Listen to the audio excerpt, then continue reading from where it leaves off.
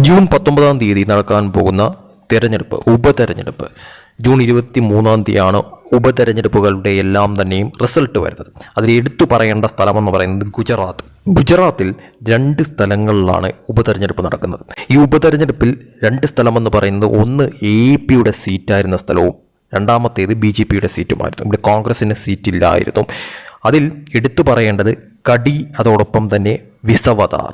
അപ്പോൾ ഈ 2 സ്ഥലങ്ങളും, അതിൽ കടി സീറ്റ് എന്ന് പറയുന്നത് BJP MLA മരിച്ചതുകൊണ്ടാണ് അവിടെ ഉപതെരഞ്ഞെടുപ്പ് ഉണ്ടാവേണ്ടി വന്നത്. രണ്ടാമത്തേത് വിസവദാർ, അവിടെ AAPയുടെ MLA ആയിരുന്ന വ്യക്തി BJPയിലേക്ക് കൂറുമാറിയത് കൊണ്ടാണ് അവിടെ ഇപ്പോൾ ഒരു ഉപതെരഞ്ഞെടുപ്പ് ഉണ്ടായിരിക്കുന്നത്.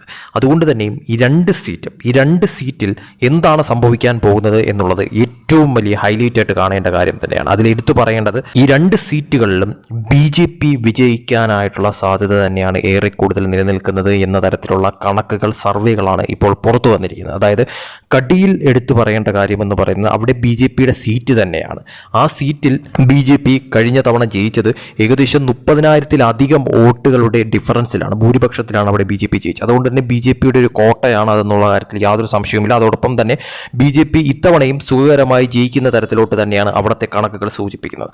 ഇനി നേരെ മറിച്ച് വിസവദറിലേക്ക് വന്നു കഴിഞ്ഞാൽ അവിടെ AAPയുടെ സീറ്റായിരുന്ന സ്ഥലമാണ്. പക്ഷേ AAP MLA ഇപ്പോൾ നിലവിൽ BJPയിലാണുള്ളത്. അതുകൊണ്ട് തന്നെ അവിടെ ഉപതെരഞ്ഞെടുപ്പ് വന്നതുകൊണ്ട് തന്നെയും തീർച്ചയായിട്ടും നിലവിൽ അവിടെ AAP വളരെ വലിയ തോതിൽ പ്രതിസന്ധി ഘട്ടത്തിലാണ് എന്നുള്ളത് വാസ്തവമാണ്. കാരണമെന്ന് പറയുന്നത് അവിടെ AAPയുടെ നില പരിങ്ങലിലാണ്. പ്രത്യേകിച്ച് ഇപ്പോൾ ഗുജറാത്ത് ഭരണം BJPയുടെ കയ്യിൽ തന്നെയാണ് എന്ന കാര്യത്തിൽ യാതൊരു സംശയവുമില്ല. അതുമാത്രമല്ല അവിടെ കോൺഗ്രസും അതോടൊപ്പം തന്നെ AAPയും 2 തട്ടിലാണ് മത്സരിക്കുന്നത്. അതായത് കോൺഗ്രസ് അവിടെ സ്ഥാനാർത്ഥിയെ നിർത്തിക്കഴിഞ്ഞിരിക്കുന്നു. അതുകൊണ്ട് തന്നെ AAPക്ക് അത് കനത്ത തിരിച്ചടിയാണ് എന്ന കാര്യത്തിൽ യാതൊരു സംശയവുമില്ല. അത് AAPയുടെ നേതാവായിട്ടുള്ള അരവിന്ദ് കെജ്രിവാൾ തന്നെ തുറന്നടിച്ച് പറഞ്ഞൊരു കാര്യം തന്നെയാണ്. അവിടെ കോൺഗ്രസ് മത്സരിക്കാൻ നിൽക്കുന്നത് BJPയെ വിജയിപ്പിക്കാൻ വേണ്ടി തന്നെയാണ്, BJPയുടെ B ടീമായിട്ട് തന്നെയാണ് കോൺഗ്രസ് അവിടെ നിന്ന് മത്സരിക്കാനായിട്ട് നിൽക്കുന്നത് എന്നുള്ളത് അരവിന്ദ് കെജ്രിവാൾ തന്നെ സമ്മതിച്ച കാര്യം തന്നെയാണ്. അതുകൊണ്ട് തന്നെ വ്യക്തമാണ് അരവിന്ദ് കെജ്രിവാൾ AAP നല്ല രീതിയിൽ ഭയക്കുന്നുണ്ട് എന്നുള്ള കാര്യത്തിൽ ഒരു സംശയവുമില്ല. അതുമാത്രമല്ല വിജയസാധ്യത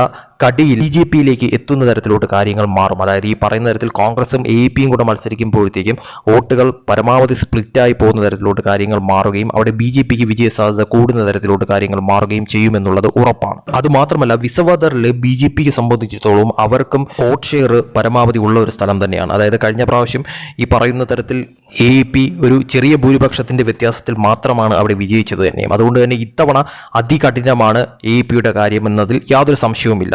BJP അവിടെ നേടിയെടുക്കുന്ന തരത്തിലേക്ക് കാര്യങ്ങൾ മാറിയേക്കുമെന്ന് തന്നെയാണ് സർവേകൾ, കണക്കുകൾ സൂചിപ്പിക്കുന്നത്. പ്രത്യേകിച്ച് കോൺഗ്രസ് ഇടഞ്ഞു നിൽക്കുന്നത് കൊണ്ട് തന്നെയും കോൺഗ്രസ് അവിടെ സ്ഥാനാർത്ഥിയെ നിർത്തിയത് കൊണ്ട് തന്നെയും വോട്ടുകൾ പരമാവധി മറിയുന്ന തരത്തിലോട്ട് കാര്യങ്ങൾ മാറുമെന്നുള്ളതും ഉറപ്പാണ്.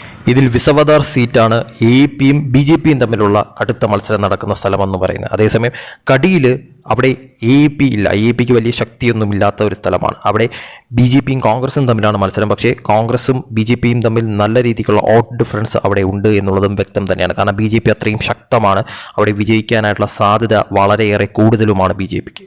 അതുകൊണ്ട് തന്നെ ഒരു സുഖകരമായിട്ടുള്ളൊരു വിജയം കടിയിൽ നേടിയെടുക്കാൻ BJPക്ക് ഈ ഒരു ഉപതെരഞ്ഞെടുപ്പിൽ സാധിക്കുമെന്ന് തന്നെയാണ് സർവേ റിസൾട്ട് സൂചിപ്പിക്കുന്നത്. അതോടൊപ്പം തന്നെ വിസവദറിൽ തന്നെയായാലും AAP അട്ടിമറിച്ചുകൊണ്ട് BJP അവിടെ വിജയം നേടുന്ന തരത്തിലോട്ട് കാര്യങ്ങൾ എത്തുമെന്ന് തന്നെയാണ് കണക്കുകളും സർവേകളും സൂചിപ്പിക്കുന്നത്. എന്തായാലും ഈ 2 സീറ്റുകൾ കൂടി BJP നേടുന്ന തരത്തിലോട്ട് കാര്യങ്ങൾ മാറിക്കഴിഞ്ഞാൽ, അതായത് പ്രത്യേകിച്ച് വിസവദർ കൂടി BJP ഒരു അട്ടിമറി വിജയം നേടുന്ന തരത്തിലോട്ട് കാര്യങ്ങൾ മാറിക്കഴിഞ്ഞാൽ അത് തീർച്ചയായിട്ടും പ്രതിപക്ഷത്തിന് കനത്ത തിരിച്ചടിയാവുന്ന തരത്തിലോട്ട് കാര്യങ്ങൾ മാറുമെന്നുള്ളത് 100% ഉറപ്പായിട്ടുള്ളൊരു കാര്യം തന്നെയാണ്. അതുപോലെ തന്നെ നിലവിലത്തെ സാഹചര്യത്തിൽ ഈ 2 സീറ്റുകളിലും BJPയുടെ വിജയം തന്നെയാണ് കണക്കുകൾ, റിപ്പോർട്ടുകൾ സൂചിപ്പിക്കുന്നത്.